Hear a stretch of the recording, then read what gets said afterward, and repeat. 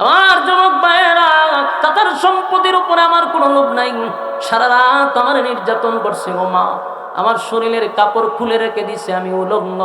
আমি একটা যুবক ছেলে, এই শরীর লইয়া উলঙ্গ অবস্থায় আল্লাহ নবীর সামনে গিয়ে আমি কেমনে দাঁড়াবো?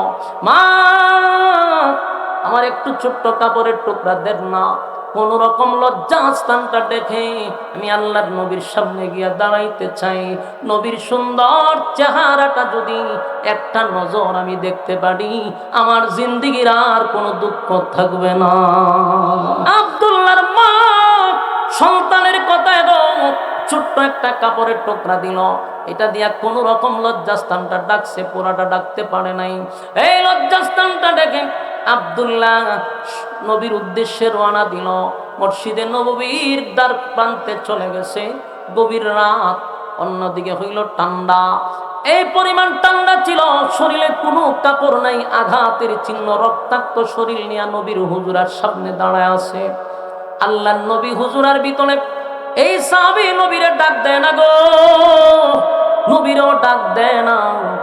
যদি নবীকে ডাক দিয়া বেয়াদবি হয়ে যায়, নবীর ঘুম ভেঙে যায়। আব্দুল্লাহ নবীর হুজুরা শরীফের সামনে ঘন্টার পর ঘন্টা দাঁড়ায় আছে। আল্লাহর নবী যখন হুজুরা শরীফ থেকে বাহির হইছে, মসজিদে নববীর ভিতরে ঢুকবে, তাকায়া দেখে নবীর দরজার সামনে একটা যুবক ছেলে একেবারে উলঙ্গ অবস্থায় পড়ে আছে।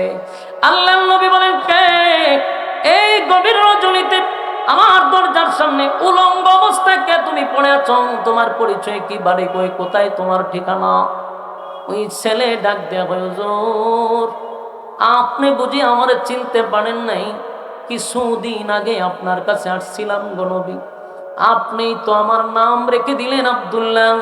গো নবীজি, আমার নাম ছিল আব্দুল উজ্জা, নাম রেখে দিলেন আব্দুল্লাহ।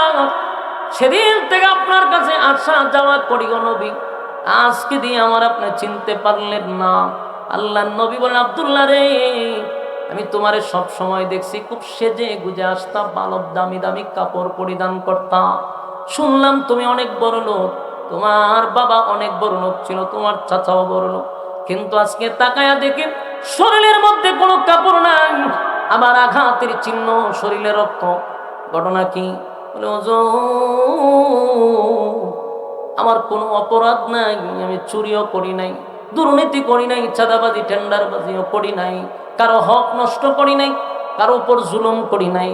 আমার একটাই অপরাধ, আল্লাহর উপরে ঈমান আনছি, আপনি নবীর কাছে এসে কালেমা পড়ছি, এটাই আমার অপরাধ। এই জন্য রাতবত আমার চাচা আমারে হাত পা বেঁধে নির্যাতন করছে গো নবী। আমার কষ্ট নাই, আমি দিনের জন্য, ইসলামের জন্য যদি শাহাদাত বরণ করতাম, আমার মনে কোনো কষ্ট ছিল না। কিন্তু আমি আপনার চেহারা দেখার জন্য আমার পিপাসা, আমি আমার নবীর চেহারাটা একটু দেখতে চাই। ওগো নবীজি, আমার চাচারে আমি বললাম, চাচা আমি আমার নবীর একটা নজর দেখতে চাই, আমার শেষ পর্যন্ত একটু সুযোগ দেন। আমার চাচা আমার উলঙ্গ করে দিছে গো নবী। আমার চাচার ধারণা ছিল উলঙ্গ হয়ে গেলে আমি শরমে লজ্জায় হয়তো আপনার কাছে আসবো না, কিন্তু আমার চাচারেও বলছি, আমার চাচার সম্পদ কেন, দুনিয়াটাও যদি আমার দেওয়া হতো, সব কিছু ত্যাগ করে আমি আমার নবীর কাছে চলে আসতাম। আমার নবীর চেহারা দেখার সাথে সাথে আমার মনে আর কোনো কষ্ট নাই। চিৎকার দেয়া করুন সুবহান। আল্লাহ বলে, আমিনু কামা আমানান নাস, ঈমান আনো ওই মানুষদের মতো যারা ঈমানের পরীক্ষা দিছে, ঈমানের পরীক্ষা দিছে। এই সাহাবায়ে কেরাম ঈমানের পরীক্ষা দিছে রে। বহু সাহাবীরা দুনিয়ায় থাকতে ঈমানের সার্টিফিকেট পাইছে, জান্নাতের সার্টিফিকেট পাইছে। আল্লাহর নবী নাম ধরে ধরে অনেক সময় বলছে, তুমি জান্নাতি, তুমি জান্নাতি, তুমি জান্নাতি। সাহাবায়ে কেরাম দুনিয়ায় থাকতে জান্নাতের সার্টিফিকেট পাইছে। এই জন্য আল্লাহ বলেন, তাদের মতো ঈমান আনো, তাদের মতো ঈমান আনো। আমার যুবক ভাইয়েরা, আব্দুল্লাহর এই করুণ দৃশ্য দেখে আমার নবীর চোখের পানি চলে আসছে। আল্লাহর নবী ওই সাহাবীরে জড়ায় ধরে বলে, আব্দুল্লাহ, দিনের জন্য, ইসলামের জন্য ঈমান টিকায় রাখতে গিয়ে, আরে আব্দুল্লাহ, আজকে শরীরে একটা টুকরা কাপড় নাই, রক্তে শরীরটা যেন রঞ্জিত হয়ে গেছে। আল্লাহর নবীর শরীরে একটা জুব্বা ছিল, সেটা আব্দুল্লাহর শরীরে দিয়া জড়ায়া ধরছে। চিৎকার দিয়া কোন সুবহান। এ নবীর জুব্বার দাম আছে, নবীর জুব্বা যে সে পড়তে পারে না। এ আব্দুল্লাহর শরীরে নবীর জুব্বা পড়ায়া দিছে গো। আব্দুল্লাহরে লইয়া নবী মসজিদে নববীর ভিতরে ঢুকছে। যেই মাত্র সাহাবীরা তাকায়া দেখে নবীর জুব্বা আব্দুল্লাহর শরীরে, সাহাবায়ে কেরাম ডাক দিয়া কয়, দেখছত নি সবেমাত্র কালেমা পড়ছে, কিন্তু নবীর জুব্বা পাইছে রে। আমরা নবীর সাহাবী হইয়াও নবীর জুব্বা পাইলাম না। আল্লাহর নবী ফজরের নামাজের পরে সাহাবায়ে কেরামদের সামনে আব্দুল্লাহরে বসায় বলে, আব্দুল্লাহ রে আব্দুল্লাহ, এই মুহূর্তে আমি এখন দোয়া করব, দুইটা হাত আল্লাহর কাছে বাড়াইব, আর আমি আমার আব্দুল্লাহর জন্য এখন দোয়া করব। আমি নবী এখন দোয়া করবার, তুই যা চাইবি আমার আল্লাহ এখন তোরে তা দিবে। জুরে কোন সুবহান। আমার নবী বলে, আব্দুল্লাহ বল তোর মনের আশা আকাঙ্ক্ষা যা আছে আমার কাছে ক, যা চাইবি তা মালিক দিবে, যা চাইবে মালিক দিবে। সুবহানাল্লাহ। কোন জানে এমন যদি আমরা হইতো, কিতা কইলাম বলে কথা কন, আমরাও যদি হইতো এখন যা চাইবেন তা পাইবেন। আপনারা কি কইবেন না কইবেন আমি জানি না। আমি এলে কইতাম ডক্টরের রসে ফেলাই দেন, আমারে বসাই দেন। ঠিক না? ঠিক। কারণ মানুষ কি চায়? ক্ষমতা চায়। মানুষ বলতো এই আসনের আমার এমপি বানায়া দেন, কেউ হয়তো মন্ত্রী বানায়া দেন, কেউ কইতো কানাডায় বাড়ি করে দেন, কেউ কইতো আমারে গুলশানে বাড়ি করে দেন। কিন্তু তারা তো নবীর সাহাবী, তারা তো জান্নাতি। এই সাহাবী বলে, হুজুর যা চাইব আল্লাহ কি তা দিবে। নবী বলে, এখন যা চাইবি আমি আল্লাহকে যা বলবো এখন তোরে তাই দিবে। সেই সাহাবী ডাক দেয়া বলে, নবী গো, আমি যা চাইব মালিক যদি তা দেয়, আপনি আল্লাহরে বলেন আমি আব্দুল্লাহরে যেন আল্লাহ শহীদি মৃত্যু দান করে। এরা হলো নবীর সাহাবী, শহীদি মৃত্যু চায়, শাহাদাতের মৃত্যু চায়। আল্লাহ নবীর সাথে সাথে দোয়া করলেন, আল্লাহ আমার আব্দুল্লাহ শাহাদাতের মৃত্যু চায়, তবে বেঈমানদের তরবারি আমার আব্দুল্লাহর জন্য আপনি হারাম করে দেন।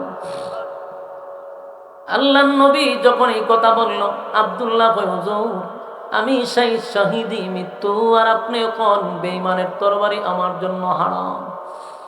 আমার যুবক ভাইরা, সেই আব্দুল্লাহ যখন কোরআন তেলাওয়াত করত, জুরে জুরে পড়ত, সাহাবায়ে কেরাম নবীর কাছে কমপ্লেন করতো, হুজুর তার তেলাওয়াতের যন্ত্রণায় আমরা বসতে পারি না, শুধু চিল্লায়।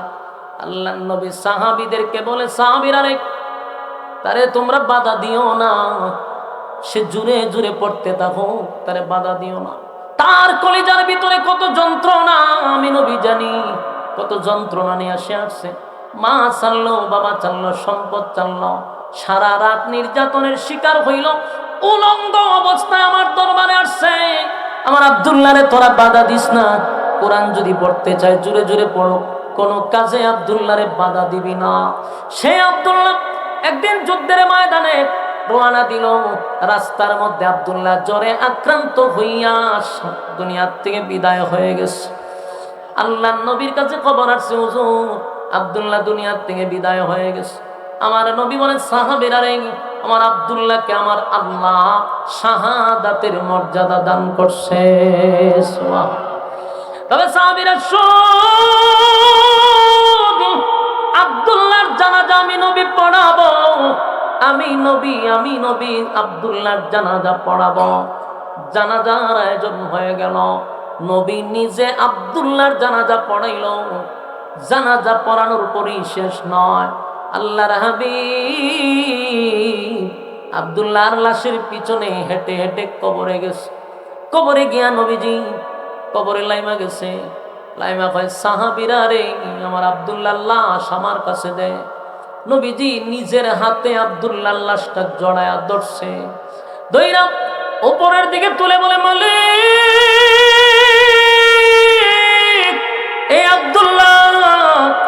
ইসলামের জন্য, দ্বীনের জন্য তার জীবনে বড় ত্যাগ আছে। আল্লাহ, রক্তাক্ত শরীর লইয়া আব্দুল্লাহ আমার হুজুরা শরীফের সামনে দাঁড়াইছিল।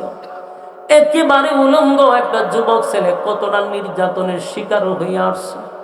আল্লাহ, আমার আব্দুল্লাহর প্রতি আমি নবী খুশি।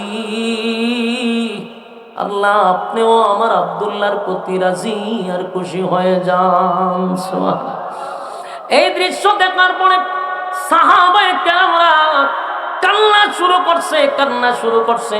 বিশেষ করে নবীর সাহাবী হযরত আবু বকর সহ ওমর সহ বড় বড় সাহাবীরা মাটিতে চিৎকার দিয়া পড়ে গেছে আর ডাক দিয়ে বলে, আব্দুল্লাহ, কত বড় কপাল লইয়া মরলি! এই লাশটা যদি তোর না হইয়া আমার হইতো, কত ভাগ্য ছিল রে। যে জায়গায় নবী নিজে সার্টিফিকেট দিয়া দিল, নবী খুশি আব্দুল্লাহর প্রতি। আর নবীর কোল থেকে আল্লাহর কুদরতি কুলে নবী ছেড়ে দিল। সাহাবীরা কান্দার ভাই, আব্দুল্লাহ, তোর কপালটা কত ভালো, আমার নবী দুনিয়ায় থাকতে স্পষ্ট সার্টিফিকেট দিয়া দিছে, আমি নবী আব্দুল্লাহর প্রতি রাজি আর খুশি। সুবহান। আমার যুবক ভাইরা, আমিনু কামা আমানান নাস। আল্লাহ বলে, ঈমান যদি আনতে হয় তাদের মতো ঈমান আনো যারা ঈমানের পরীক্ষায় ফার্স্ট ডিভিশনে পাস করছে।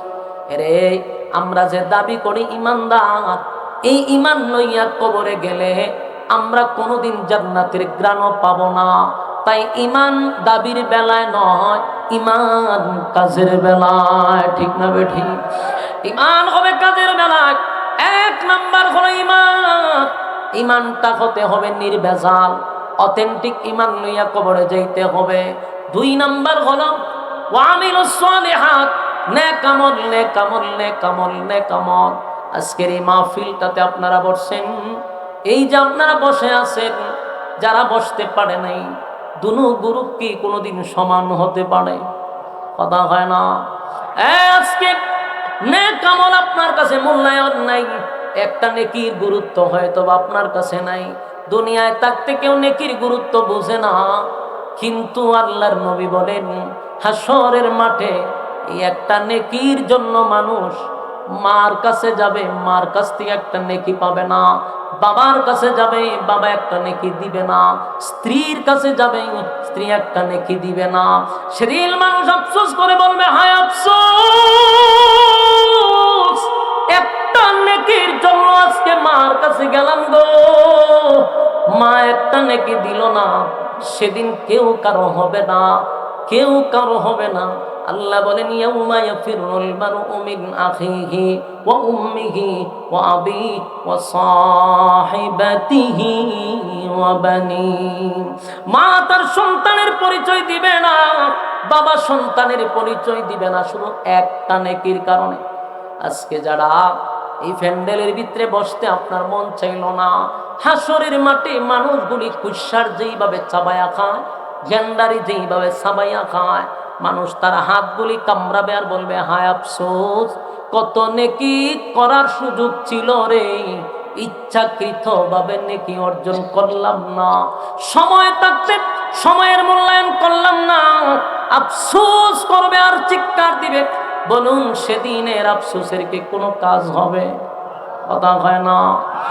নেকি দুনিয়াতে যেমন মানুষ টাকা ছাড়া কোনো কিছু চলে না, টাকা ছাড়া যেমন সমাজে কোনো দাম নাই, সম্মান নাই, ঠিক তেমনি ভাবে নেকি ছাড়া পরকালে কোনো দাম নাই।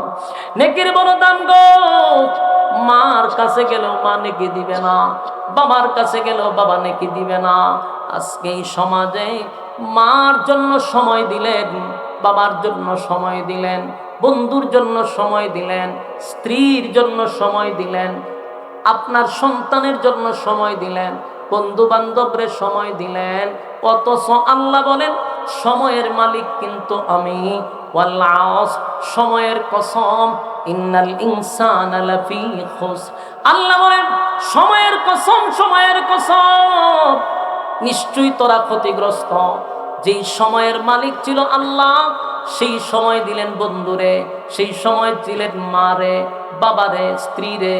আল্লাহ হয় বান্দা নেই, আমার দেওয়া সময় আমারে দিলি না, আমার দেওয়া সময় দিলি বন্ধু বান্ধব রে, বিপিএলে, আইপিএলে, ফেসবুকে, ইউটিউবে, ঠিক না বেঠি?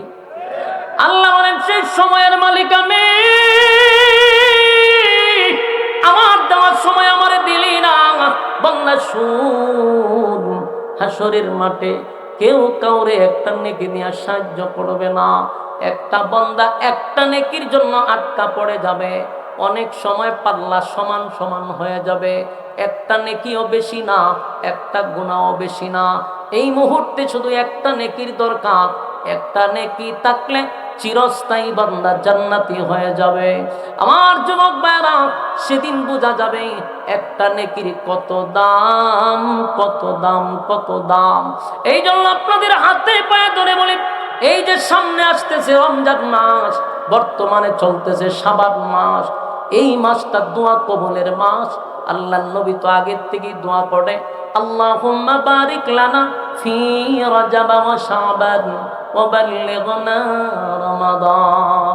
আল্লাহর হাবিব দোয়া করতেন রজব মাস থেকে, আল্লাহ আপনি আমার হায়াত লম্বা করে দেন, রমজান আসার আগে আগে রমজান মাসের সামান তৈরি করার সুযোগ করে দেন। আল্লাহ রমজান মাস পর্যন্ত লম্বা হায়াত বাড়ায় দেন, কারণ রমজান হলো ইবাদতের একটা সিজন। বলুন কি?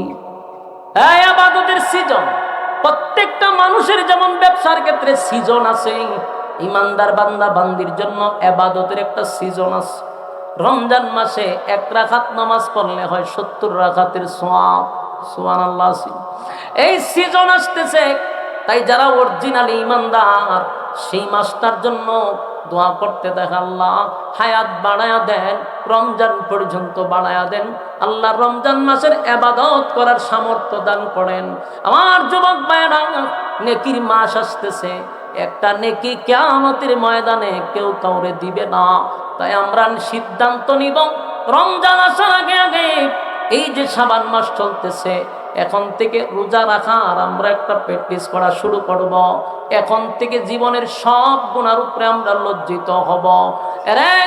যদি আমরা এখন তওবা করতে থাকি, জীবনের সব গুনার উপরে লজ্জিত হয়ে যাই, তাহলে আল্লাহ বলেন যখন বান্দার গুনাহ থাকবে না, তখন ইবাদতের মধ্যে বান্দা মজা পায়।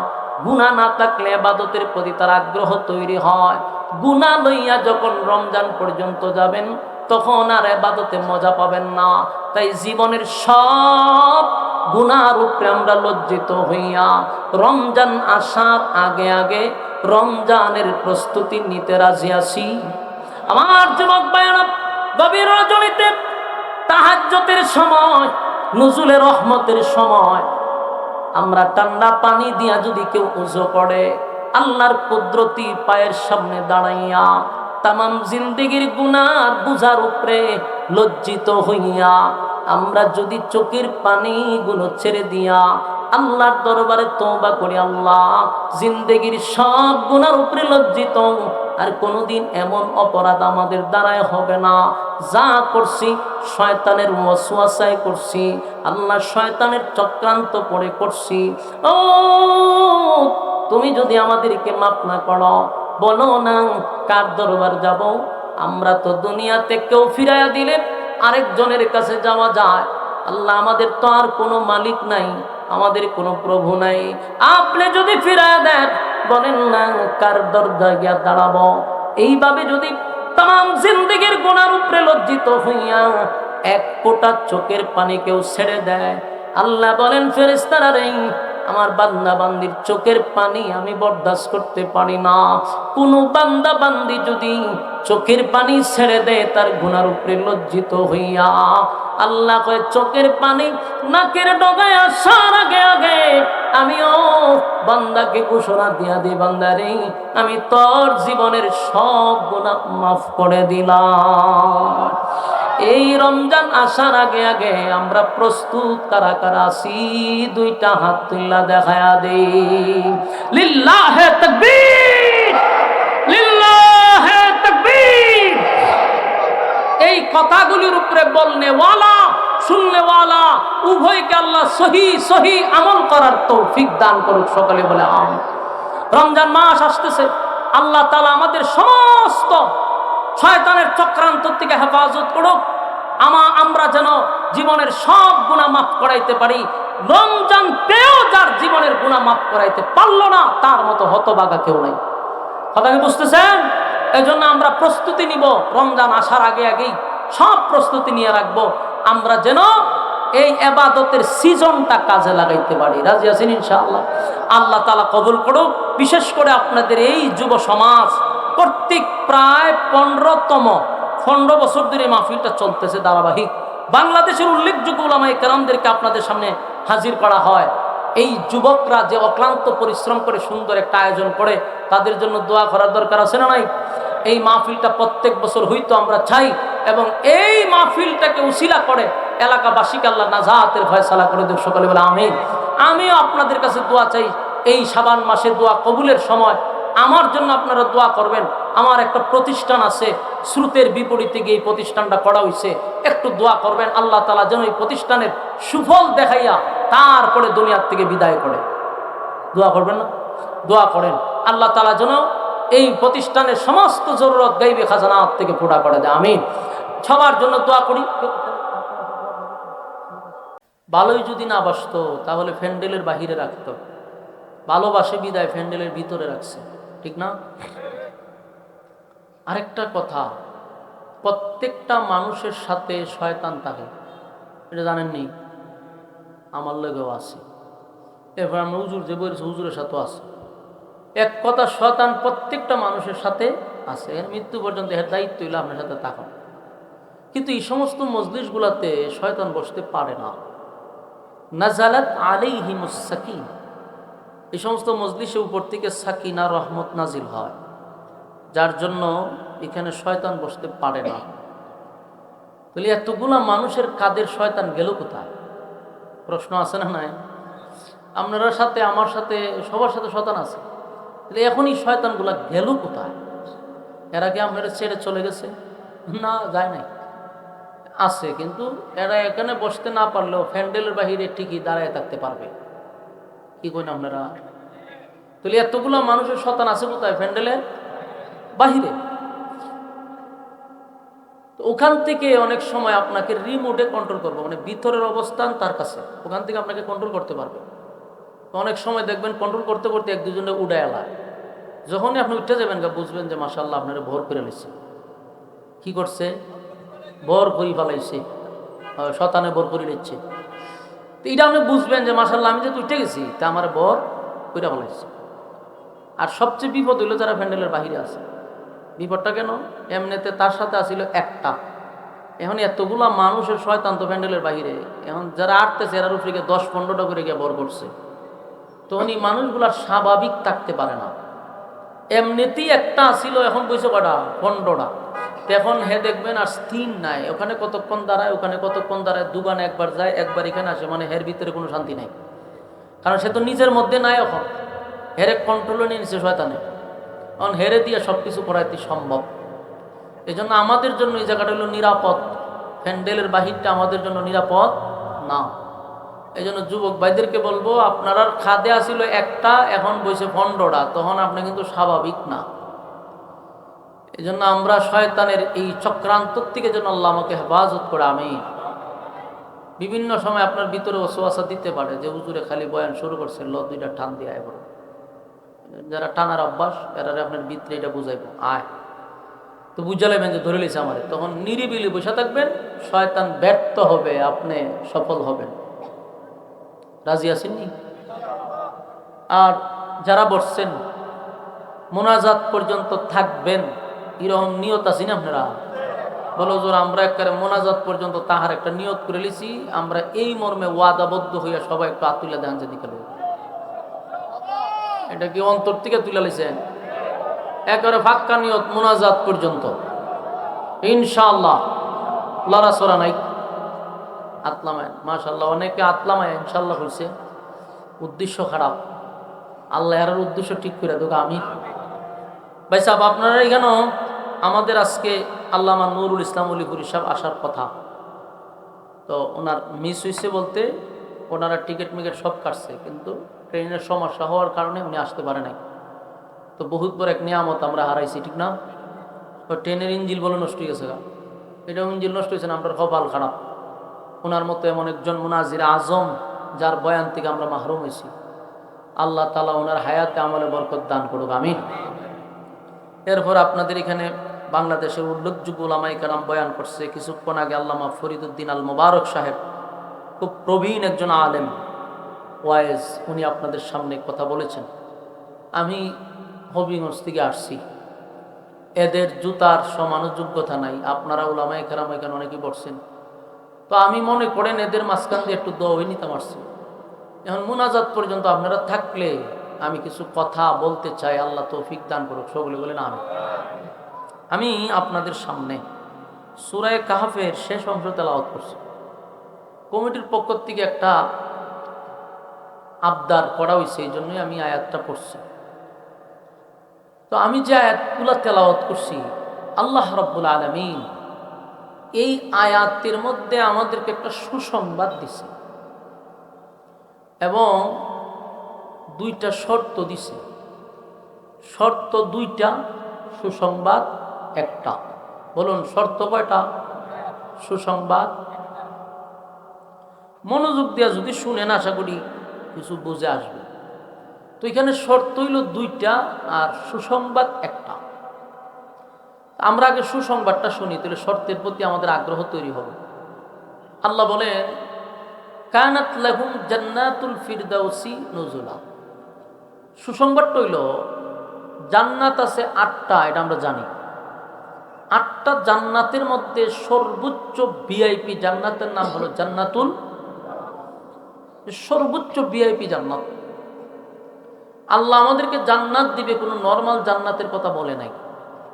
সর্বোচ্চ ভিআইপি জান্নাতের মেহমান আমাদেরকে বানাবে, আল্লাহ ওয়াদা করছে। আল্লাহর ওয়াদা আর ডক্টর ইউনূসের ওয়াদা কি এক? এটা মাথায় রাখতে হবে। উনি দেশের প্রধান আর আল্লাহ তাআলা এই কুল কায়নাতের প্রধান। তো আল্লাহ যে ওয়াদা করছে এটা তো ডক্টর ইউনূসের ওয়াদা না। তাহলে আমাদের মাথায় রাখতে হবে, মালিক আমাদেরকে ওয়াদা করছে জান্নাতুল ফিরদাউসের মেহমান বানাবে। কি এমনেই না শর্ত আছে? শর্ত কয়টা? দুইটা। দুই শর্ত যারা পালন করবে, আল্লাহ হয় আমি সর্বোচ্চ ভিআইপি জান্নাত তার নামে লিখে দিব। এখন আপনি আমার যে কাজটা করা দরকার, এটা হলো শর্ত পালন করতে হবে বাধ্যতামূলক। জান্নাত পাওয়ার জন্য অবশ্যই শর্ত আছে, দুনিয়া পাওয়ার জন্য কোনো শর্ত নাই। বলুন, দুনিয়া পাওয়ার জন্য কোনো শর্ত? জান্নাত পাওয়ার জন্য অবশ্যই শর্ত আছে, শুধু শর্ত না, অবশ্যই শর্ত। আর দুনিয়া পাওয়ার জন্য কোনো শর্ত নাই। দুনিয়া পাওয়ার জন্য আপনাকে শর্ত পালন করতে হবে এরকম কোনো সিস্টেম নাই। দুনিয়া পাওয়ার জন্য যদি শর্ত থাকতো, তাহলে কি ডোনাল্ড ট্রাম্পে প্রেসিডেন্ট হইতে পারত? এরা দুনিয়া পাইতো?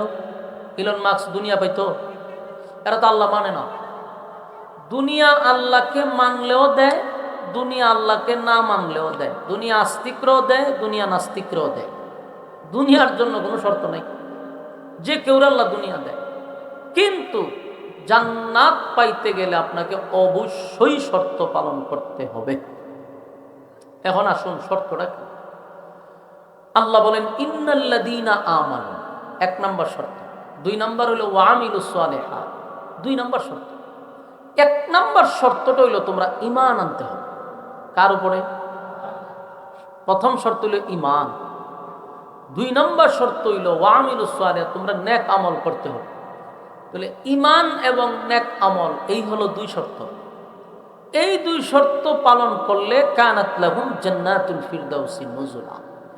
তো 2 শর্ত পালন করলে আল্লাহ আমাদেরকে দিবে জান্নাত। শর্তটা শুনতে খুব সহজ না? কথা কইনা দি, শুনতে তো সহজ। ঈমান নেক আমল, ঈমান নেক আমল। তা আপনি যদি এই মুহূর্তে প্যান্ডেলের সমস্ত শ্রোতাদেরকে যদি বলি আপনারা ঈমানদার না বেঈমান, সকলে উচ্চ সুরে বলবেন হুজুর আমরা সবাই ঈমানদার। ঠিক না বে ঠিক? কারণ এখানে কোনো বেঈমান আসে নাই। সকলের দাবি হুজুর আমরা ঈমানদার। তা আল্লাহ তো কইছে ইমান আনো, নেক আমল করো, 2 শর্ত। এখানে এমন একজন লোক নাই বলবে না হুজুর আমি ইমানদার না, সবার দাবি হইল ইমানদার, আমারও দাবি ইমানদার। আল্লাহ বলছে ইমান আনো, আমরা ইমান আনছি, এটা হলো আমাদের দাবি। নেক আমল করো, আপনারা বলবেন হুজুর আমরা নেক আমল করি। তাহলে এই 2 শর্ত যদি ঠিক থাকে তাহলে এখানে সবাই জান্নাতি, বলুন এখানে সবাই জান্নাতি। কারণ আপনারা কোন দরজা দিয়ে ঢুকবেন খালি দরজা তালাশ করেন, কারণ আপনাদের মধ্যে ইমানও আছে, নেক আমলও আছে, কিন্তু সবাই জান্নাতি, ঠিক না ঠিক? দাবি অনুযায়ী আমরা ইমানদার। আমি আমার শ্রোতাদেরকে বলবো খুব মনোযোগ দিয়া এই ভূমিকাটা একটু মনোযোগ দিয়ে শুনেন। ভূমিকা যদি মনোযোগ না দেন সামনের আলোচনা বোঝা কঠিন হবে। দেখেন আমি কিন্তু একটা শব্দ এখানে ইউজ করছি যে দাবির বেলায় আমরা সবাই ইমানদার। এটা দাবির বেলা আমরা ইমানদার, সব মানুষ বলবে ইমানদার। এখন আমি আপনাদেরকে প্রশ্ন করি, এই দাবি দিয়া কি জান্নাত পাওয়া সম্ভব? আচ্ছা আরো ভাইঙ্গে বললে বুঝতে সুবিধা হবে। আপনাদের এই গ্রামের নাম কি? নরুত্তম। এই গ্রামে বেনামাজি আসেনি যে জুমাও পড়ে না, ঈদের নামাজও পড়ে না? এরকম বেনামাজি আছে। এরকম একটা টাটকা বেনামাজিরে আপনারা জিজ্ঞাসা করেন যে ভাই তুই তো 1 ওয়াক্ত নামাজ পড়স না, তোর ইমান আসেনি। তার উত্তরটা কেমন আসবে? সে বুগো 3টা তাভা দিয়ে বলবো নামাজ না বললে কি আমার ইমান আছে। স্বাভাবিক বলবে না, লারা দিয়ে বলবে অবশ্যই আমার ইমান আছে। আমার কথা একমত নেই আপনারা? আর আমি নিজে জিজ্ঞাসা করছি, এই জন্য উত্তর যেভাবে দিছে এইভাবেই বলছি। বহু বেনামাজিরে জিজ্ঞেছি ভাই আপনি জুম্মার নামাজও যান না, ঘটনা কি তা? ইমান আসেনি? আমার ইমান আছে, লারা দিয়া কয়। তো দেখেন তো বেনামাজিরও দাবি ইমানদার। ওই দেন আর উঠে কেড়ে কি বর করে লিছে সুরা কেরাত করে ফুদেন ধরে লিছে তো ইসলামী বর কইরা লেবো যে কোনো সময়, ওই গান থেকে কন্ট্রোল করতেছে। উঠতেন না, সাবধান, মানুষের ছায়া দেখবো আপনার ভাই যে মাশাল্লাহ আপনার ভাই সাহেব ধরে লিছে, ঠিক না বেঠি? উঠতেন না, শরম। দেখেন বেনামাজির দাবি কি? আপনারা আমার সাথে একটু উত্তর দিয়েন, এরপরে বেশি সময় উত্তর লাগতো না, কিছু উত্তর দেন তাহলে ভূমিকাটা শক্ত হবে। আল্লাহর রাস্তায় একটু হা না বললেন। বেনামাজি কি কয়? আমার ইমান আছে। তাহলে আপনি একজন পাক্কা ইমানদার, আপনার দাবি ইমানদার। বেনামাজিরও দাবি কি? ইমানদার। সে কিন্তু দাবির বেলা আপনার থেকে কম না, বরং একটু লারা দেওয়া হয়, ইমান আছে। তাহলে বেনামাজিরও দাবি ইমানদার, আপনারও দাবি ইমানদার, আমি হুজুরেরও দাবি ইমানদার, এখানের হুজুরেরও দাবি ইমানদার। তো দাবির বেলায় বেনামাজি আর আমি একু, হেরো দাবি আমি ইমানদার। সুদকুর আসিনি, সুদকুরেও হয় আমি ইমানদার, ঘুষকুরেও হয় ইমানদার, জেনাকুরেও হয় ইমানদার, সাদাবাজেও হয় ইমানদার, টেন্ডারবাজেও হয় ইমানদার, দুর্নীতিবাজেও হয় ইমানদার। বাস্তব না বাস্তব? সবার দাবি ইমানদার। তাহলে দাবির বেলায় তো সুরের যে দাবি আপনি ইমাম সাহেবের একই দাবি, জেনাকুরের যে দাবি আপনি ইমাম সাহেবের একই দাবি। দাবির বেলায় তো কেউ নিজের বেঈমান কয় না, সবাই তো আমি ইমানদার। দাবির বেলায় সবাই ইমানদার। এই দাবির কথা তো আল্লাহ বলে নাই। এই দাবি দিয়া তো আমরা জান্নাত পাবো না, কারণ দাবি দিয়া জান্নাত পাওয়া যায়। এখন আমরা কিভাবে ইমান আনবো এটাও আল্লাহ বলে দিচ্ছে। কারণ দাবি করে কেন, এই কেনটা আমরা একটু বুঝাই দিলে আপনাদের আরো সুবিধা হবে। একজন বেনামাজিরে যদি জিজ্ঞাসা করি তোমার ইমান আছে, সে বলে আমার ইমান আছে, আমি ইমানদার। দাবিটা করলো কেন? হেও জানে যে আমি ইমানদার দাবি করছি, বাপের বেড়া নাই আমার বেঈমান কইতো। কারণ ইমান মাফার মিশিং বাংলাদেশে বাইরেছে না, পৃথিবীর কোনো ওয়ার্কশপে ইমান মাফার মিশিং পাওয়া যায় না। এই জন্য সে দাবি করছে আমি ইমানদার। আপনারা বেঈমান কইবেন কেমন? যদি ইমান মাফার থার্মোমিটার থাকতো তাহলে বিপদ আছে, ঠিক না বেটি? জ্বর উঠলে কি দিয়া মাফে? থার্মোমিটার দিয়া। দেখবেন জ্বর উঠলে এটা বগলের নিচে ঢুকায়, 2-3 মিনিট রাখার পরে টান্দা বাইর করে 102, 103 জ্বর মাফে। আল্লাহ না করুক যদি ইমান মাপার থার্মোমিটার থাকতো তাহলে কি দরবারটা লাগতো জানেন? এই যে আমি আইসি ওয়াশ করতাম, এরপরে মনে করেন ফরিদুদ্দিন আল মুবারক হজরত আইসি ওয়াশ করতো, আমরা আগে দরজা লাগাই হয়তো হুজুর একটু ওয়াজ হতে যাবেন, আগে একটু ইমানটা মাইপ পারল, বগলের নিচে হুজুর একটু আলগি দেন।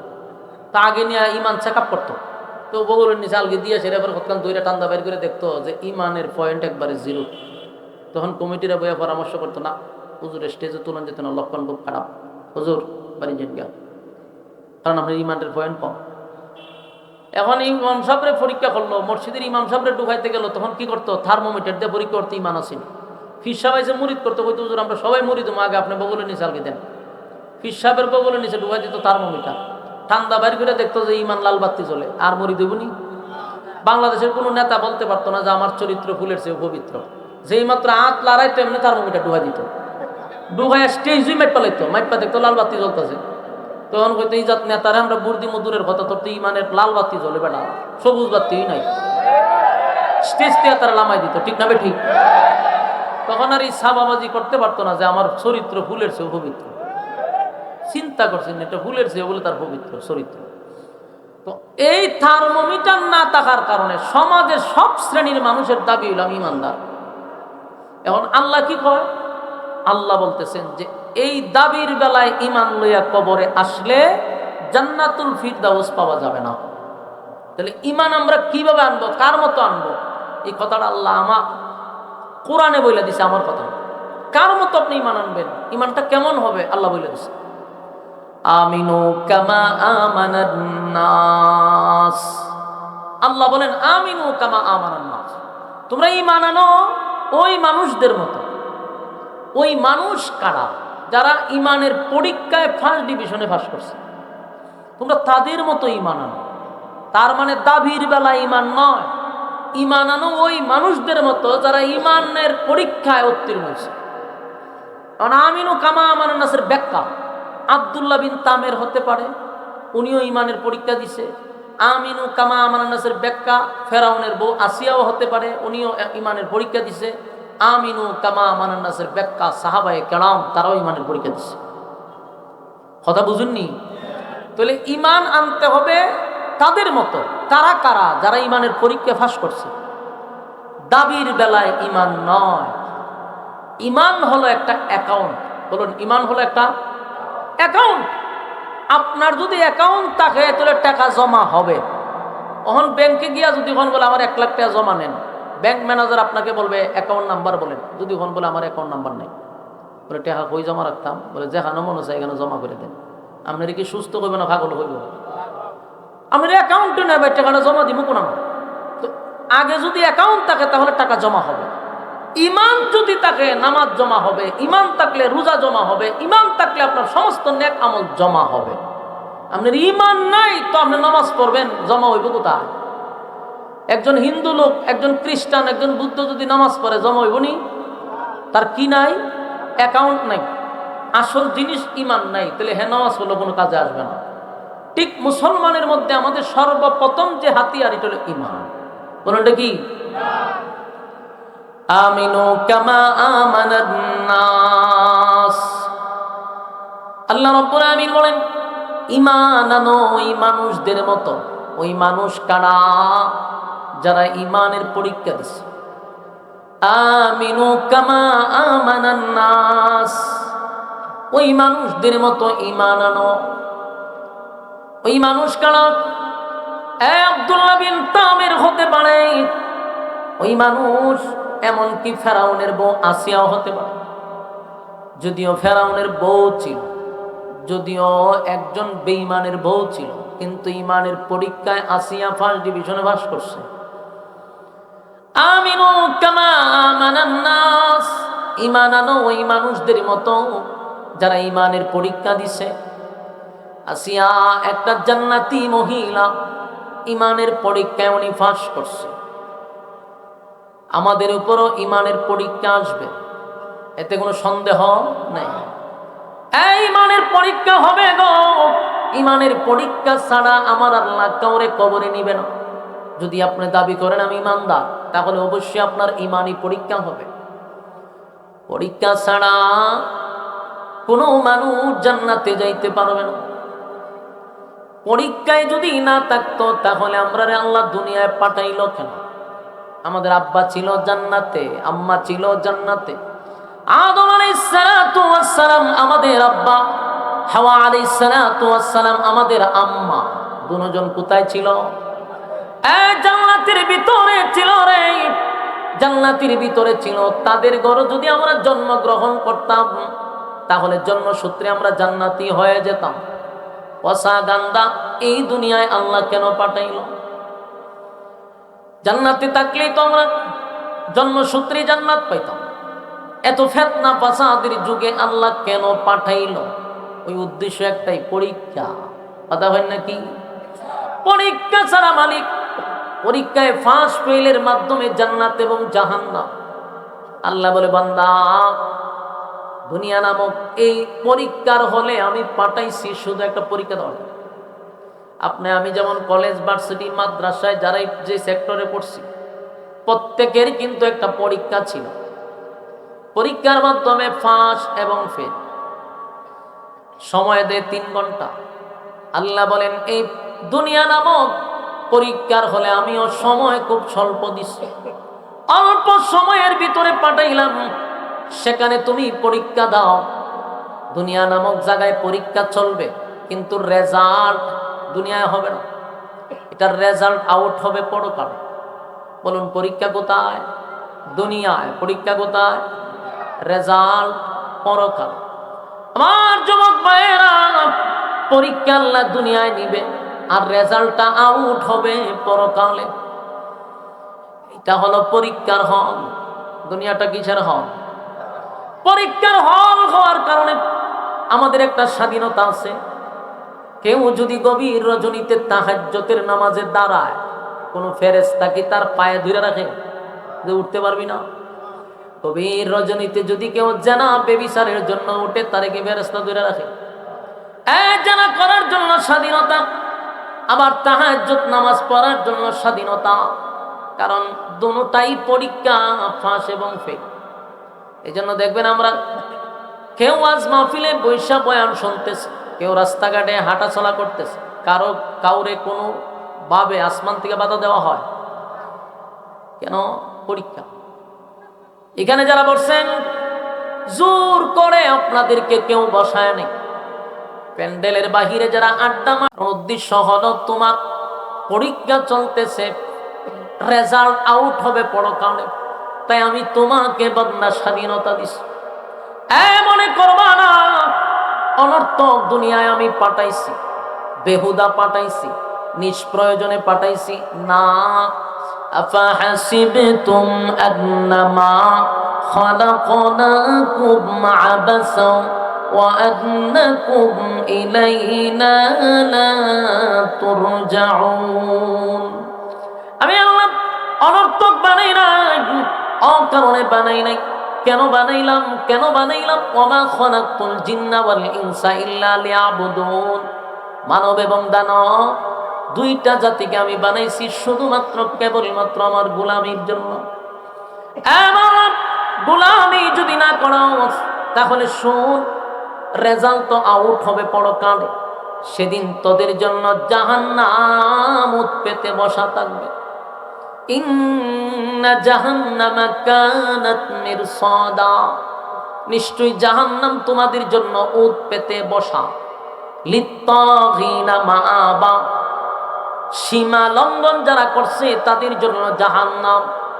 লাবিসিনা ফিহা আহকাবা, এই যুগের পর যুগ সেখানে অবস্থান করবে। লা ইয়াযুকুনা ফিহা বারদান ওয়ালা শারাবা, ঠান্ডা পানির কোনো ব্যবস্থা করা হবে না, সুস্বাদু পানি দেওয়া হবে না। ইল্লা হামিমা ওয়া গাসসাকা, রক্তপুঞ্জ আর বিষাক্ত পানি কিন্তু পান করানো হবে। এবার সিদ্ধান্ত নাও, তুমি কোন দিকে যাইবা? বান্দা, আমি দুটা রাস্তার স্বাধীনতা দিয়া দিলাম। কারণ আমি আল্লাহ তোমারে বানাইয়া, আমি তোমাকে এটাও জানাইয়া দিছি, অনর্থক আমি বানাইনি, বেহুদা আমি বানাই নাই। এই পরীক্ষার হলে তোমাকে পরীক্ষা দিতেই হবে। আমার যুবক ভাইয়ারা, পরীক্ষা আমাদের উপরে আসবে। দেখেন ফেরাউন কত বড় জালেম ছিল, কিন্তু তার বড় সংসার কইরা আসিয়া কিন্তু জান্নাতি হয়ে গেছে। আসিয়া সাধারণ কোন মহিলা নয় গো, পৃথিবী বিখ্যাত 4 জন মহিলার মধ্যে আসিয়া একজন। ইমানের পরীক্ষা দিছে। ফেরাউন ছিল সবচেয়ে বড় জালেম। নিজেকে কি দাবি করত? খোদা দাবি করত। দেশের মানুষ তারে খোদা ডাকত, যারা তারে খোদা মানত না তাদের উপরে নির্যাতন করত, জুলুম করত, প্যারাগ মারত। তার ঘরের একজন দাসী তারে খোদা মানে নাই, এই জন্য দাসীরে আগুন দিয়া জ্বালাইছে, দাসীর বাচ্চাগুলারে আগুন দিয়া পুড়াইছে। গর্বের সাথে বুক ফুলাইয়া আসিয়ার সামনে গিয়া বলে, আসিয়া, আমাদের ঘরের দাসীকে আমি আগুন দিয়া জ্বালাইছি, বাচ্চাগুলারে আগুন দিয়া পোড়াইছি। আসিয়া জিজ্ঞাসা করলো, কোন অপরাধে তাদেরকে তুমি মারলা? বলে, আসিয়া গো, আমার ঘরে তাকে, আমার খায়, আমার বেতন নেই, আমারে খোদা মানে না, এই জন্য আমি তারে মারছি, তার বাচ্চাগুলারে হত্যা করছি। আসিয়া কয়টা যদি তার অপরাধ হয় তাহলে আজকে আমার পক্ষ থেকে স্পষ্ট বক্তব্য শোনো, তোমার ঘরে থাকি, তোমার বউ, তোমার সংসারে আমি চলি, কিন্তু আমি তোমারে খোদা মানি না। একজন জালেমের সামনে দাঁড়াইয়া এই স্পষ্ট বক্তব্য দিল, আমি তোমারে খোদা মানি না, কারণ খোদা হওয়ার কোনো কোয়ালিটি তোমার মধ্যে নাই। আমার কথা কি আপনারা বুঝতেছেন? ইতায় তো লড়াচড়া করে কেন ভর করে রয়েছে না সবটিতে? চিন্তা করছেন কি পরিমাণ ভর করছে? মেজাজটা কেমন গরম হয় না? বিরক্ত লাগতেছে আপনারা? আমি বুঝতেছি কিছু একটা বিরক্ত হইতেছে।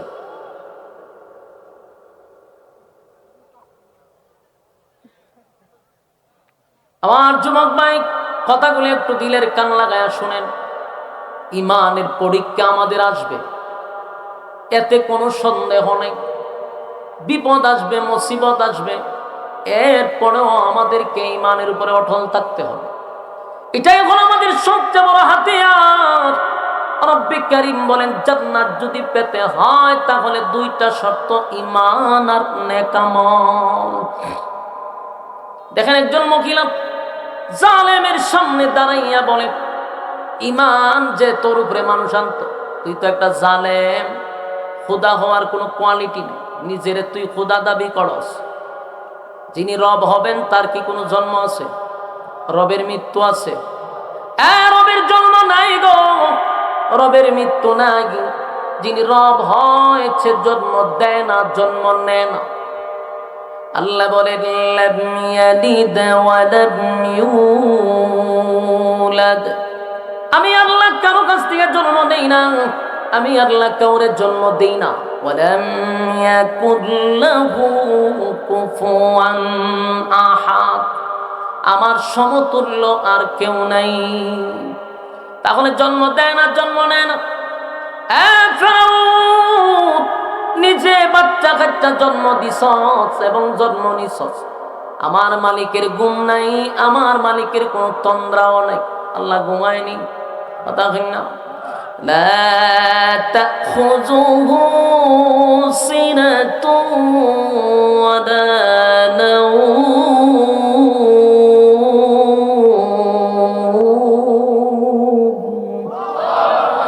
আল্লাহ বলেন, লা তাখুযুহু সিনাতুন ওয়ালা নাওম, আমার ঘুম নাই, আমার তন্দ্রা নাই, আল্লাহর খাওয়ান নাই, ঘুম নাই, জন্ম নেয় না, জন্ম দেন। ফেরাউন জন্ম দেয়, ফেরাউন জন্ম নেয়, ফেরাউন জনমের মতো খায়। আসিয়া কয়, কোন অ্যাঙ্গেল থেকে নিজেরে খোদা মনে করস? আমি জানি তুই জালেম, জালেমের কাজ হলো জুলুম করা। ফেরাউনের মাথা নষ্ট হয়ে গেল, সারা দেশের মানুষ আমারে খোদা বলে ডাকে। এখন দেখা যায় আমার বউ আমারে খোদা মানে না। ফেরাউন কয়, বউ, আমি যদি খোদা হই তুমি হইবা খুদি। খুদার বউ কিতা? খুদার বউ খুদি। তুমি এগুলা খুদি, আমি হইলাম খুদা। এখন যদি দেশের মানুষ জানে যে খুদিয়ে খুদারে মানে না, তাহলে কি আমার খুদাইগিরি থাকবো? আসিয়ারে হয়, আসিয়ার পরিণাম ভয়ঙ্কর হবে। আসিয়া, আমি জানি তুই জালেম, তুই জুলুম করবি। এই ফেরাউন আসিয়ারে গ্রেফতার করছে, নির্যাতন শুরু করছে, অসংখ্য মানুষের সামনে আসিয়াকে উলঙ্গ করে দিছে। আর এই সমস্ত পরামর্শ হইল হামানের। হামান যেইভাবে পরামর্শ দিছে ফেরাউন সেইভাবে করছে। দেখবেন অনেক সময় নেতার চেয়ে ফাতি নেতা বড় খারাপ হয়। এটা একবারে শুরুর থেকে নেতা এতটা খারাপ না হইলো প্রত্যেকটা সায়েন্স সাথে বদমাইশ নাম্বার ওয়ান। যত খারাপই আছে, গুন্ডামি আছে, চাঁদাবাজি আছে, টেন্ডারবাজি আছে, সবই ফাতি নেতাগুলি করে। এর সাথে নেতার সমর্থন থাকে। নেতার সমর্থন ছাড়া কি ফাতি নেতা আকাম করতে পারে? অবশ্যই নেতার এখানে কি আছে? সমর্থন আছে। হামানে যত আকাম কুকাম করত, সবগুলা আকাম কুকামের মধ্যে ফেরাউনের সমর্থন থাকত। তাই ফেরাউনে বুদ্ধি দিছে, খুদিরে ভালো করে সাইজ করতে। আসিয়ারে মানুষের সামনে উলঙ্গ করে দিছে। আসিয়া একটা চিৎকার মেরে বলে, আল্লাহ, ইমান রক্ষা করতে গিয়ে আমার ইজ্জত নিয়ে গেল। আল্লাহ, আমি সব বরদাস্ত করতে পারি, কিন্তু এতগুলা মানুষের সামনে কেমনে গো আমার উলঙ্গ করে দিল। আল্লাহ, মৃত্যু পর্যন্ত আপনি আমার ইমানের হেফাজত করেন। আসিয়ার কাপড় খুলে ফেলছে, শুয়াইয়া কাঠের সঙ্গে প্যারাক মারছে, হাতে প্যারাক মারছে, পায়ে প্যারাক মারছে। একটু চিন্তা করেন, জীবন্ত মানুষরে যদি হাতে পায়ে প্যারাক মারে সহ্য করা যাবে? আমরা হইলে জাগাতে ইমান দিয়া দিতাম। আচ্ছা, কোন চান আমরা কি ফেরাক মারণ লাগবো, ফিডানি লাগবো? আমরা বালা করে এক কাপ রং চা খাওয়াইলে ইমান বিক্রি করে নেব। ঠিক আছে, কি মারার দরকার আছে? যে কোনো নেতায় যদি একটা রং চা আদা মাদা দিয়ে খাওয়াইতে পারে, বুড়া হয়ে দিব সিদ্ধান্ত লই নিছি। ঠিক আছে ভাই, আরেক দোকানে গেছে, আরেক নেতা দৌড়ে ছেড়ে দুধ চা খাওয়াই দিছে। এখন দেহের রং থেকে দুধের স্টেজ একটু বেশি না, বুট আপনারই দেওয়ান লাগবো, যা লক্ষণ দেখতেছি বুট আপনি পাইবেন। সামনে বাজারে গেছে, আরেক নেতা দূরে কফি খাওয়াই দিছে। অহন কয় দূর দূর দূর দূর কফির টেস্ট দিয়ে আরো মারাত্মক না, বুট আপনি পাইবেন নিশ্চিত। আচ্ছা, কোনছেন বুট কয়টা দিছে, কয়জন রে? কত বড় বাটপার! বুটের আগের রাত্রে আবার আরেকজনের রাত্রে নেফা টাকা দিছে।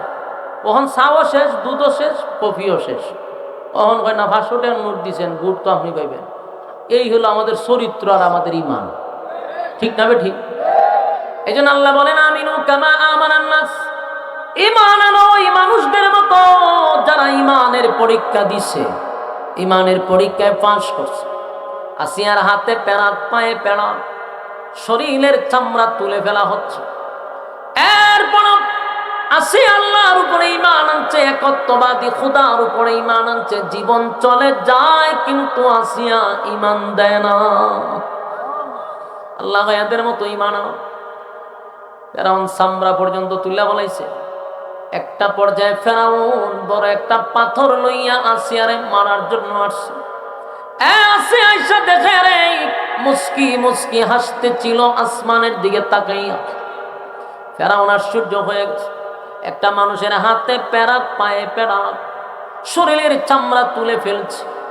এই মৃত্যুর দ্বার প্রান্তে দাঁড়াইয়া কোন মানুষ কি মুস্কি মুস্কি হাসতে পারে? ফেরাউন ডাক দেওয়া, আসিয়া, মৃত্যুর দ্বার প্রান্তে দাঁড়াইয়া কেমনে গো তুমি মুস্কি মুস্কি হাসো? আসিয়া কয়, ফেরাউন রে, আমি যা দেখি তুই তা দেখোস না। আমি আমার মালিকের কাছে দরখাস্ত করছি, তোর মতো জালেমের কাছ থেকে যেন আল্লাহ আমার হেফাজত করে। আমি আমার মালিকরে বলছি, মালিক, আপনার পাশে আমার একটা ঘর বানায়া দেন, আপনার পাশে আমাকে নিয়ে যান। আমার মালিক আমার চোখের সামনে জান্নাতের বালাখানা তুলে ধরছে। আমি আমার জান্নাতের বালাখানার দিকে তাকাইয়া আর মুস্কি হাসি সামলায় রাখতে পারলাম না। ফেরাউন বড় একটা পাথর মারছে আসিয়া মাথার উপরে, সাথে সাথে আসিয়া শাহাদাত বরণ করলো, কিন্তু ঈমান বিক্রি করে নাই।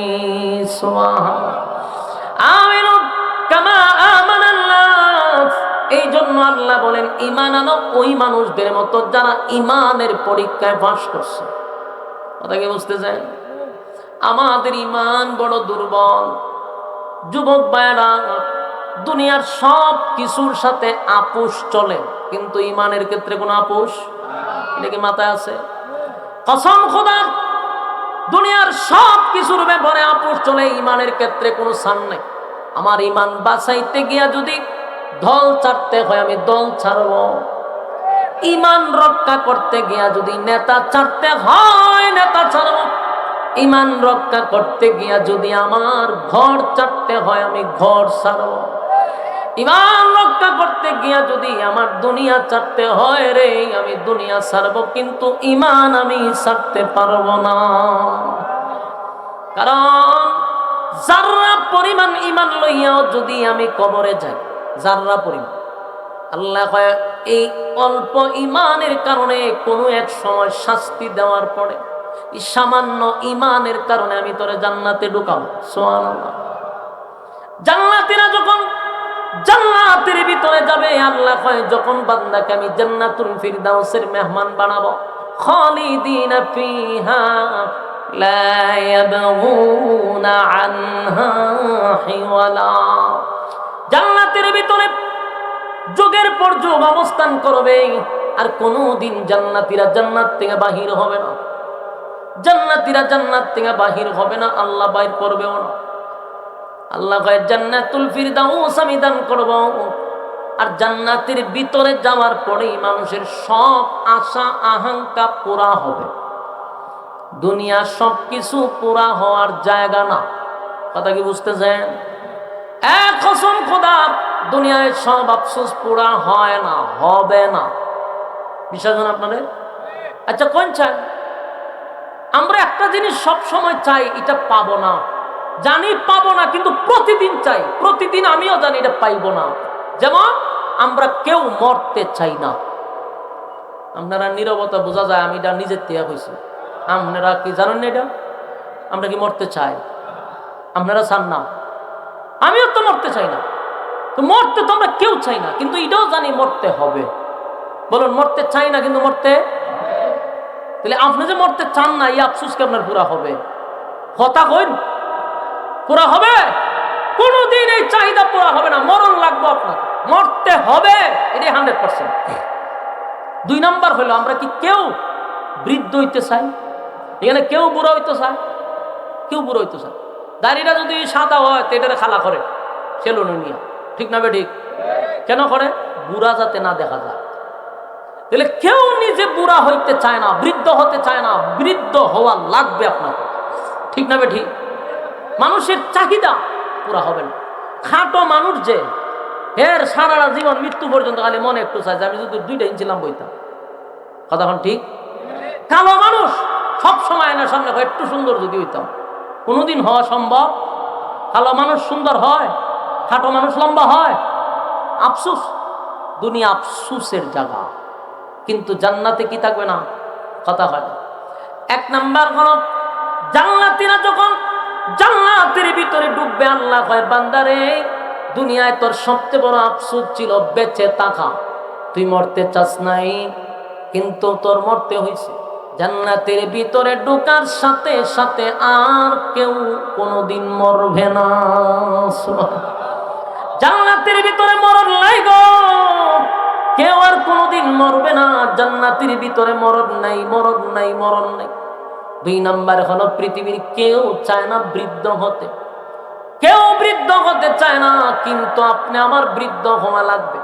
এখন যাদের চুলগুলা কালো, আস্তে আস্তে চুলগুলা সাদা হবে, চোখের জ্যোতি কমবে, দাঁতগুলি লড়াচড়া করবে, শরীরের চামড়া ঢিল হবে, শরীরটা দুর্বল হবে, ঠিক না বেটি?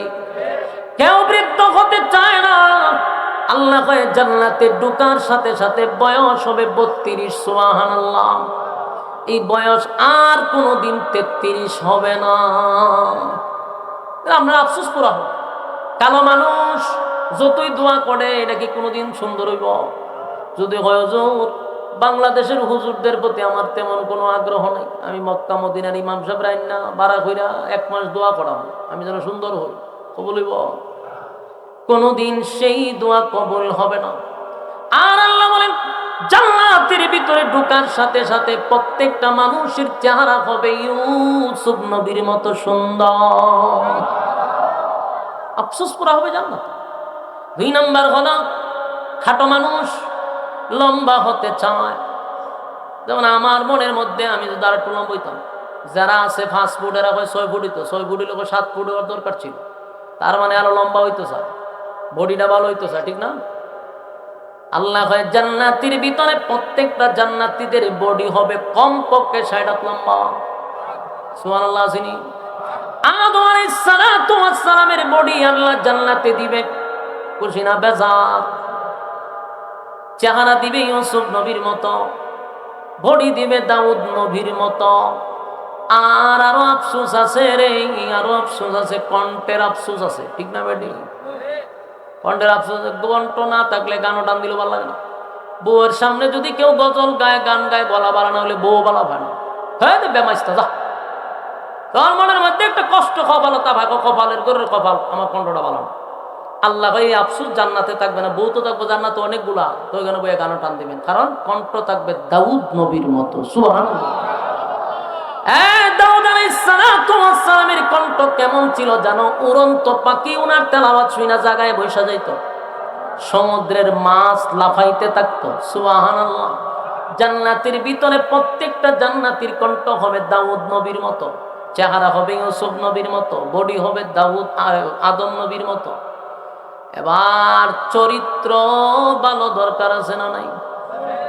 আমরা যে চরিত্র, ওই চরিত্র নিয়ে জান্নাতে গেলে বিপদ আছে না নাই?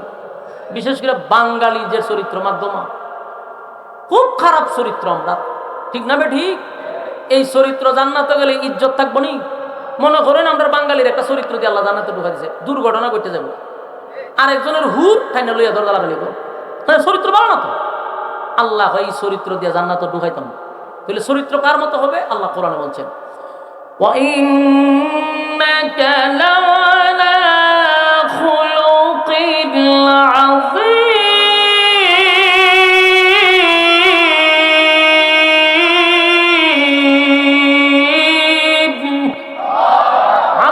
চরিত্র, এই চরিত্র কার? বিশ্ব নবীর চরিত্র। সুবহানাল্লাহ। আর যুবক ভাইরা, এক এক নবীর এক এক গুণ দিয়ে আল্লাহ জান্নাতে ঢুকাইবে। সুবহানাল্লাহ। আদম নবীর ভাইবেন বডি, ইউসুফ নবীর ভাইবেন চেহারা, আর দাউদ নবীর কণ্ঠ, বিশ্ব নবীর চরিত্র। সুবহানাল্লাহ। এক এক নবীর এক এক চরিত্র দিয়ে জান্নাতে, বেজাল নাই, ডর ভয় নাই, কোনো আগাম পোহামের সম্ভাবনা নাই। পুরা চরিত্র চেঞ্জ, চেহারা চেঞ্জ, বডি চেঞ্জ। বউ কমপক্ষে না থাকলো ৭২টা থাকবে। জুড়ে বলেন, এটা খুশি সংবাদ। সুবহানাল্লাহ। কমপক্ষে ৭২টা। এবার দুনিয়ার বউয়ের মতো না, এক একটা বউয়ের দিকে তাকাইবেন ৪০ দিন চলে যাবে। কি জাতের সুন্দর সুন্দর আল্লাহ দিব, খুশি না বেজার? এবার বলেন, এতগুলা নিয়ামতের কথা বললাম, বিনা শর্তে না? অবশ্যই শর্ত আছে। বিনা শর্তে দিবে না, অবশ্যই তোমার আমাকে আল্লাহ ২টা শর্ত দিছে, ঈমান আর নেকামল। ঈমান যদি থাকে, নেকামল যদি থাকে, ২ গুণে গুণান্বিত হইয়া যারা কবরে আসবে, আল্লাহ কয় ওয়াদা দিলাম আমি জান্নাতের বালাখানা আমার বান্দা বান্দিকে আমি দিব। জান্নাত পাইবেন সর্বনিম্ন এই পৃথিবীর 10টা পৃথিবীর সমান। সুবহানাল্লাহ। না থাকলে কইতে আনবেন? হ্যাঁ, আমরা একটা রাজত্বের জন্য দেখছেন এখন কি চলতেছে, কথা বল না। একটা বাংলাদেশের মতো দেশের লেগে মানুষ একটা গদ্দিত বইবার লেগে কত কিছু চলতেছে। মানুষ মেরা লায়, প্রতিদ্বন্দ্বী মেরা লায়, প্রতিপক্ষ মেরা লায়। কেন? আমার চেয়ার নিশ্চিত জায়গা, চেয়ার টিকাইবার লেগা এই যে রাজনীতি চলতেছে, মারামারির রাজনীতি, খুন খারাপির রাজনীতি, হিংসার রাজনীতি। কেন? চেয়ার, ঠিক না বে ঠিক? চেয়ারের কারণে বহু মৌলবীও বিক্রি হয়ে যেতেছে। তাহলে একটা চেয়ারের লেগে যে মানুষ এত পাগল হয়, আল্লাহ হয় আমি তোরে কমপক্ষে এই পৃথিবীর 10টা পৃথিবীর সমান রাজত্ব দিয়ে দিব। শর্ত ঈমান, নেক আমল। ঈমান, এই 2 গুণে গুণান্বিত হইতে পারবো, তাহলে আমরা 10 পৃথিবীর সমান জান্নাত পাবো। আর ওই রাজত্বের মধ্যে কোনো আপনার থাকবে না, এটার কিতা কয়, আর একটা দল থাকবে না আপনারা লামাইবার লেগে। প্রতিদ্বন্দ্বী থাকলে তো আমরা যে কোনো 5 বছর পরে লামাই নিব, তাই না? কিন্তু জান্নাতের ভিতরে একক রাজত্ব দেওয়া হবে, আপনার পিছনে কেউ লামাইবার লাগে আন্দোলন করবে না। সুবহানাল্লাহ। মানুষের আফসোস পড়া হবে জান্নাত। আর এই জান্নাত পাওয়ার জন্য মালিক বলেন কমপক্ষে 2 গুণে গুণান্বিত হতে হবে ঈমান। তবে শর্ত হইলে আমরা যে ঈমান, এই ঈমান না, দাবির বেলায় ঈমান না, ঈমান আনতে হবে ওই মানুষদের মতো যারা অতীতে ঈমানের পরীক্ষা দিছে। সুবহানাল্লাহ। বলুন, দাবির বেলা ইমান না কাজের বেলায়? ইমানের জন্য যদি সব কিছু করতে হয় করবেন, কিন্তু ইমান ছাইরেন না আল্লাহর রাস্তে, কারণ এটাই হলো আপনার সবচেয়ে বড় সম্পদ। আর যদি আপনার গুনাহ থাকে সেই জন্য শাস্তি পাবেন, কিন্তু ইমান যদি না থাকে তাহলে কুত্তাও মরল আপনিও মরলেন। বেশ কম নাই, কুত্তা বিলার মতো জীবন যাপন কইরা মরলেন, কোনো ফায়দা নাই। কথা বল না দি। আর যদি জাররা পরিমাণ ইমানটা লইয়া কবরে যাইতে পারেন, শাস্তি তো পাবেন, আকাম কুয়াম করছেন, কিন্তু একটা সময় আল্লাহ তুল্লা জান্নাতে ঢুকাবে জাররা পরিমাণ ইমান থাকার কারণ। আর ইমানটা যদি হারাইয়া যান, শেষ, দুনিয়াও শেষ, পরকালও শেষ। এই জন্য রাজনীতি যারা করেন, ইমান ঠিক রেখে রাজনীতি করেন, ইমান ঠিক রেখে দলের পিছনে ঘুরেন, ইমান ঠিক রেখে নেতার পিছনে ঘুরেন, ইমান ঠিক রেখে সব করেন, অসুবিধা নাই। ইমান বিসর্জন দিয়া দলের দরকার নাই, ইমান বিসর্জন দিয়া নেতার দরকার নেই। যেখানে আমার কোরআনের অস্তিত্ব থাকে না, সেমন দল আমার করার কোনো প্রয়োজন মনে করি না। যেখানে আমার সুন্নাহ ঠিক থাকে না, সেই নেতাকে মানার কোনো প্রয়োজন মনে করি না। আমার সর্বপ্রথম পরিচয় হলাম একজন মুসলমান। মুসলমান হিসাবে আমার ইমান আমল ঠিক থাকার পরে আমি রাজনীতি করব। রাজনীতির লেগে দুনিয়াতে আল্লাহ পাঠায় নাই। কিন্তু আমরা সব বাদ দিয়া রাজনীতির প্রাধান্য দিছি, সব বাদ দিয়া নেতারে আমরা প্রাধান্য দিছি। রে কুত্তাও মরে তুইও মরলি, তো লাভ হইল কি দুনিয়ায় এসে? দাম হইল কি? আল্লাহ হয় আমি তোরে ফাড়াইলাম কোন কামে, আর তুই করলি কোন কাম? তাহলে প্রস্তুত থাক বান্দা, জাহান্নাম তোদের জন্য উট পাইতে বসে রয়েছে। জাহান্নাম কি পাইতে বসে রয়েছে? ইন্না জাহান্নামা কানাত মিরসাদা, উট পাইতে বসে রয়েছে। ধরবে, সীমা লঙ্ঘন করছ, শেষ করবে। ঠিক না বে ঠিক? আমার যুবক ভাইরা, ইমানের জন্য যদি আমাদের জীবন দিতে হয় দিব, ইমানের জন্য যদি আমার সব ছাড়তে হয় ছাড়ব। আল্লাহ বলেন আমিনু কামা আমানান নাস, ইমান আনো তাদের মতো, তারা ইমানের জন্য জীবন দিছে, তারা ইমানের জন্য সম্পদ ছাড়ছে, ইমানের জন্য বাড়ি ছাড়ছে, সন্তান ছাড়ছে, স্ত্রী ছাড়ছে, কিন্তু ইমান দেয় নাই। ঠিক না বেটি? আল্লাহর একজন নবীর সাহাবী ইমানের জন্য সব ছেড়ে দিল। নবীর কাছে গোপনে এসে কালেমা পড়ছে। নাম ছিল আব্দুল উজ্জা। আল্লাহর নবী তার নামটা পরিবর্তন করে সুন্দর একটা নাম সাহাবায়ে কেরামদেরকে নিয়ে বসলো। এরে সাহাবীরা, আমি আজকে থেকে তার নাম রেখে দিলাম আব্দুল্লাহ। সবাই তার আব্দুল্লাহ আব্দুল্লাহ বলে ডাকে রে, কিন্তু তার ফ্যামিলির মানুষ এখনো জানে না আব্দুল উজ্জা যে কালেমা পড়ছে। একদিন বাড়িতে গেছে, চাচার সন্দেহ ঢুকে গেছে। আমার ভাতিজা প্রায় সময় আব্দুল্লাহর পুত্র মুহাম্মদের কাছে যায়। ঘটনা কি? ভাতিজারে জিজ্ঞাসা করলো, ভাতিজা কালেমা নাকি পড়ছো শুনলাম, মুহাম্মদের কাছে ইদানিং তোমাকে বেশি বেশি দেখা যায়। ওই আব্দুল্লাহ বলে, চাচা গো, আমি তো কালেমা পড়ছি, ঈমান আনছি, আমি আমার রবের উপরে ঈমান আনছি, এই জন্য আমার সব সময় আব্দুল্লাহর পুত্র মুহাম্মদের কাছে আমার যেতে হয়। চাচা ডাক দিয়ে বলল, ভাতিজা তুমি যদি তার পিছু না ছাড়ো তাহলে কিন্তু তোমার উপরে বিপদ। এক নাম্বার বিপদ হলো এই বিশাল সম্পত্তির মালিক তোমাকে বানানো হবে না। কারণ আব্দুল উজ্জা বাবা দুনিয়ায় বেঁচে ছিল না, চাচা তার মারে বিবাহ করছে, চাচারও কোনো ছেলে নাই, মেয়ে নাই। তাহলে বাবার সম্পত্তি, চাচার সম্পত্তি, দুই সম্পত্তি মিলাইয়া আব্দুল্লাহ হইল বিশাল সম্পদের মালিক। কিন্তু চাচার বক্তব্য হলো, বাপ দাদার ধর্মের মধ্যে সুনকালি মাইরা তুমি বিশাল সম্পদের মালিক হইবা, এটা আমি হতে দিব না। আব্দুল্লাহ কয়, চাচা এমন এক সম্পদ আমি পাইছি, আপনার সম্পদ কেন, তামাম পৃথিবী আমি ছেড়ে দিতে পারি, কিন্তু আমি ঈমান ছাড়তে পারবো না।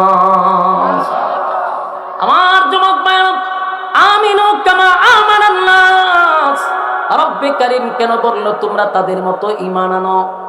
আজকে আমরা 500 টাকার কাছে নিজের ঈমানটারে বিক্রি করি। সাহাবায়ে কেরাম অসংখ্য গণিত সম্পদকে ছেড়ে দিয়া ঈমানের জন্য জীবন দিছে, ঈমান বিক্রি করে নাই। আব্দুল উজ্জা নাম রাখছে নবী আব্দুল্লাহ, চাচা হইল সম্পদের মালিক। এই চাচা যখন শুনল ভাতিজা গোপনে গোপনে কালেমা পড়ে ঈমান আনছে, ভাতিজারে সতর্ক করলো, ভাতিজা এই বিশাল সম্পদের মালিক তুমি, এখনো সময় আছে, কালেমা ছেড়ে দাও। তুমি এই সম্পদের মালিক, এরকমটা বাপ দাদার ধর্মের মধ্যে সুনকালি মারতে পারো না। আব্দুল্লাহর স্পষ্ট বক্তব্য, চাচা গো, আমি যদি মুহাম্মদের উপরে ঈমান যেহেতু আনছি, আমি কালেমা পড়ছি, আমি আমার রবের উপরে ঈমান আনছি, এই অপরাধে যদি আপনার সম্পদ হারা হই আমার মনে কোনো কষ্ট নাই। চাচা তারে ঘরের ভিতরে নিয়া হাত পা বেঁধে সারাটা রাত আব্দুল্লাহর উপরে নির্যাতন চালাইছে। এত নির্যাতন, এত নির্যাতন, আব্দুল্লাহরে রক্তাক্ত করছে। মারতে মারতে একেবারে শরীরের মধ্যে এক অবস্থা খারাপ, রক্তাক্ত অবস্থা, বেহুশ হয়ে গেছে আব্দুল্লাহ। আবার হুশ ফিরছে, আবার মারছে। সারা রাত নির্যাতন করার পরে এরপরও চাচা বলে, বাতিজা সময় আছে রে, এখনো কালেমা ছেড়ে দে। আব্দুল্লাহর একটাই কথা, চাচা আমি যতক্ষণ বেঁচে থাকবো ঈমান লইয়া বেঁচে থাকবো, ঈমান হারা হইয়া আমি মৃত্যুবরণ করতে চাই না। এবার চাচা সিদ্ধান্ত নিল এই বাতিজা তো কালেমা ছাড়বে না। বলল তাহলে আমার সম্পত্তি তোরে দিব না, আমার বাড়ির থেকে বাহির হয়ে যা। আব্দুল্লাহ যখন রওনা দিল, চাচা পিছন দিক দিয়ে আবার তারে ধরলো, দইরা বলল যাইতে পারবি একটা শর্তে, তোর শরীরে যে কাপড় আছে রে আমার টাকা দিয়া এই কাপড়গুলা কিনা। বাতিজা যেতে চাইলে উলঙ্গ অবস্থায় তুই আব্দুল্লাহর পুত্র মুহাম্মদের কাছে যাইতে হবে। আব্দুল্লাহ চিন্তা করল আমি যুবক মানুষ, একেবারে উলঙ্গ হইয়া নবীর দরবারে কেমনে গো আমি দাঁড়াবো। আব্দুল্লাহর শরীর থেকে চাচা কাপড় খুলে ফেললো, একটা যুবক ছেলেকে উলঙ্গ করে দিছে। সারাটা দিন আব্দুল্লাহ ঘরের ভিতরে বসা, কোনোভাবে ঘর থেকে বাহির হইতে পারে না, শরীরটা রক্তাক্ত, আঘাতের পর আঘাত তার শরীরে, মা পর্যন্ত একটু সাপোর্ট করলো না। রাতের পর রাত নির্যাতন করার পরে আব্দুল্লাহ একদিন রাতের বেলা উলঙ্গ অবস্থায় নবীর উদ্দেশ্যে রওনা দিছে। মার কাছে গিয়া বলে, মা গো, আমি আপনার সম্পদের কোনো লোভ আমার ভিতরে